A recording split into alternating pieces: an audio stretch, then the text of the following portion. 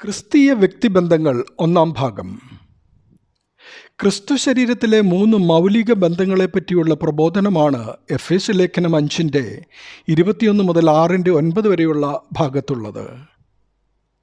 ആദിമസഭയിലെ ഉപദേശത്തിന് ഒരു അവശ്യ ഘടകമായിരുന്നു ഇത്തരം ഉപദേശ സംഹിത. AD 60 ശേഷം എഴുതിയ പല പൊതുലേഖനങ്ങളിലും ഈ ഉപദേശം കാണാം.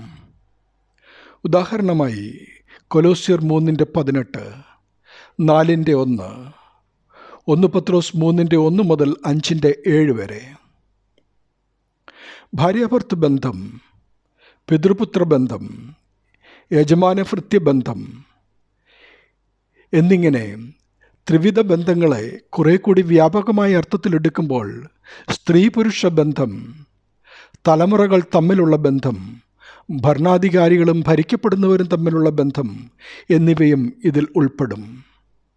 ഈ ബന്ധങ്ങളെയെല്ലാം ഭരിക്കുന്ന പൊതുതത്വം മനുഷ്യനിലുള്ള പരസ്പര സ്നേഹവും വ്യക്തികൾ സ്വന്തം താല്പര്യത്തിന് വേണ്ടി ജീവിക്കാതെ പൊതു താല്പര്യത്തിന് വേണ്ടി പ്രയത്നിക്കുക എന്നതും ആകുന്നു.